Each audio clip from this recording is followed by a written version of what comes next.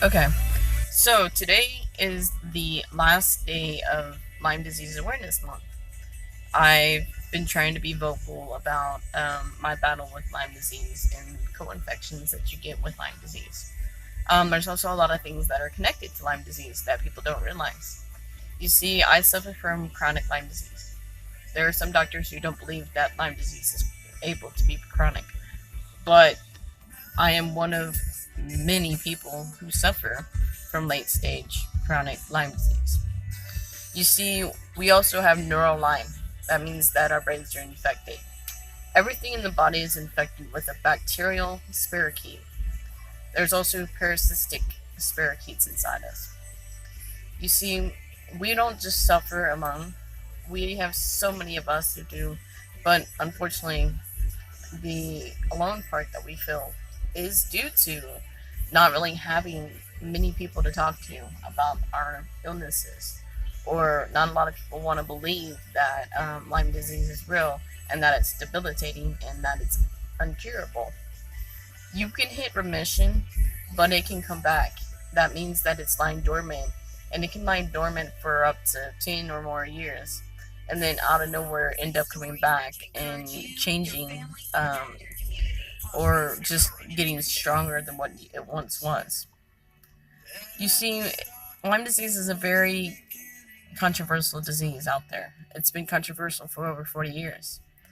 And it's because of the lack of knowledge that is out there and the lack of testing. The testing that's out there for Lyme disease right now is outdated.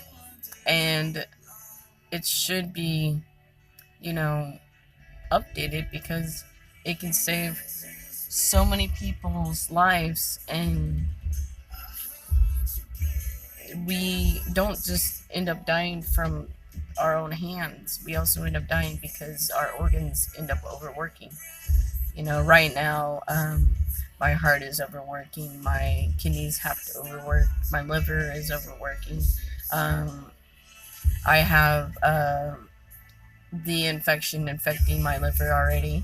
Um, my lungs are being infected by the not just the Lyme, but also the co-infection of babesiosis.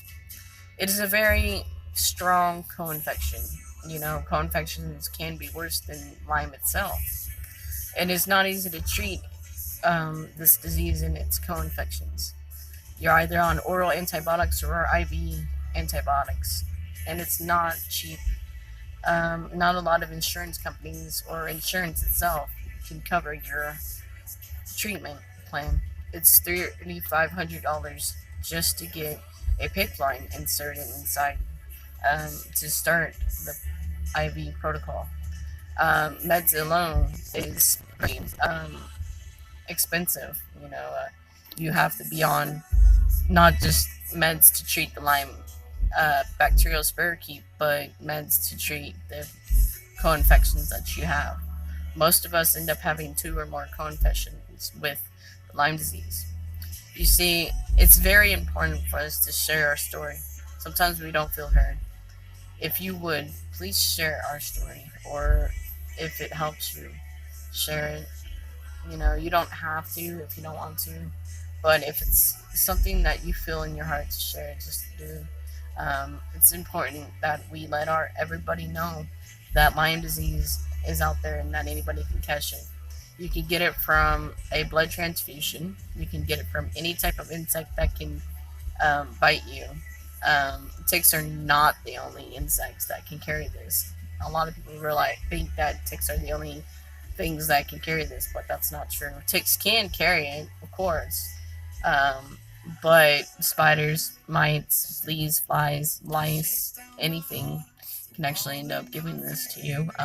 Mosquitoes can carry it as well. People have heard mosquitoes giving people Zika virus, West Nile virus, and all that stuff. But it can definitely give you Lyme as well. There's been a few people who actually got Lyme from a mosquito bite, and you can get Bartonella from a cat scratch. You can get, you know, dogs, cats, animals can get Lyme disease as well. They have better treatment. Um, It's sad that we suffer, and we don't really know how to begin to heal. We deal with a lot of debilitating pain every day. We deal with um, chronic fatigue. We deal with chronic muscle joint pain. We deal with um, chronic um, anxiety and chronic depression, and the list goes on. We end up having to go to so many different doctors because of how we feel, and we unfortunately get told sometimes that we're hypochondriacs because it's easy for our testing to come back normal because of the way that the Lyme moves. The Lyme doesn't just stay in one spot, it moves everywhere. I've had a lot of testing where it did show abnormals, or at one point, and then the next point we redid the test, it was normal, and then we did it again, it was abnormal, and it just shows that it's easy to hide. You see, Lyme disease is known as the big imitator for a reason. It can imitate anything out there. A lot of people end up getting diagnosed with ALS, MS, fibromyalgia, lupus, Alzheimer's, dementia. I already said dementia, Parkinson's, and so many other things way before they can get a proper Lyme diagnosis. The testing out there is less than 10% accurate, and I am living proof. I ended up getting the IGeneX testing, and it was supposed to be the most accurate testing out there, and it came back negative. I had a lot of the bands that will show that you have Lyme, but I had double positives as well, and so they ended up being inaccurate, and the CDC guidelines are very strict as well. So we end up suffering with getting a failed test result and can't get help, and we have to pay out of pocket. I had to travel 2 years ago to Missouri to see a specialist, and it was over $750 just to see him. It was a 2-hour group session, and I only got to see the doctor for 15 minutes. And I can definitely say that it's a very difficult disease to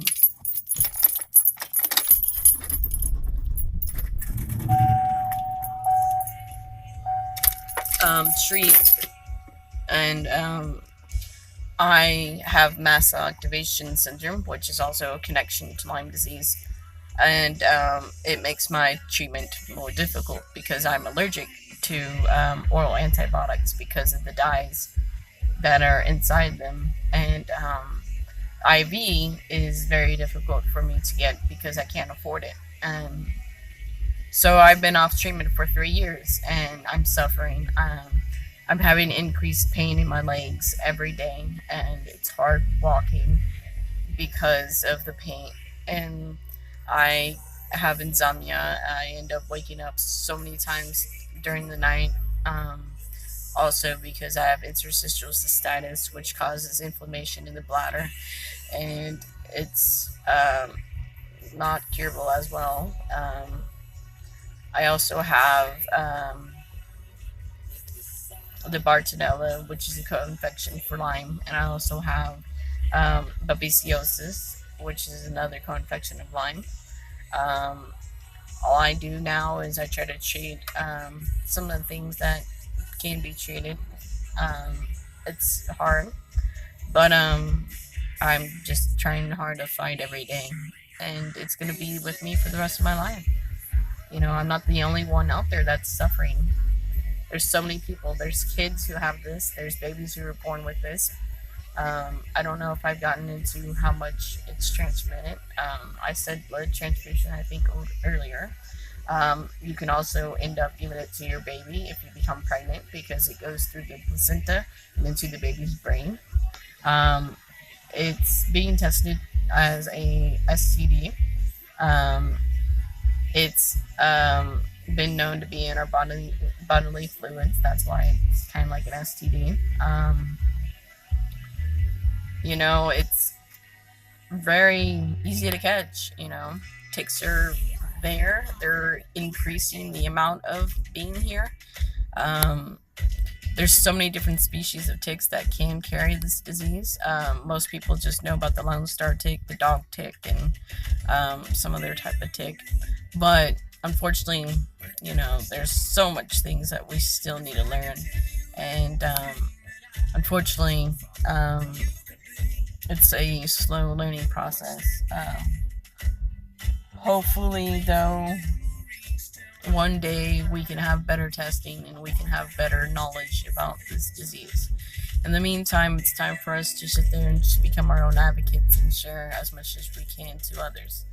So, I know it's a long video and it's just of me talking, but I really hope I can help anybody out there with knowing what Lyme disease is truly about, and just help others. Before I go, I will say to catch Lyme early, you end up having a cold or a flu like symptom, and you end up having muscle pain and joint pain and back pain, and headaches and vision problems. That is a sign of early Lyme. Um, you can end up having no symptoms at all, but end up having Lyme. There's been a few people who've had that. And also, it doesn't take 24 to 48 hours to transmit Lyme disease. You can actually get it as soon as you get bit by any insect. So, there's some information. Again, this is the last day to make an awareness. You can make an awareness every single day, though, especially if you have it. You can be an advocate and help others. That's my goal, is to sit there and help others as I fight. And one day, people will know. Thanks for your time. See you.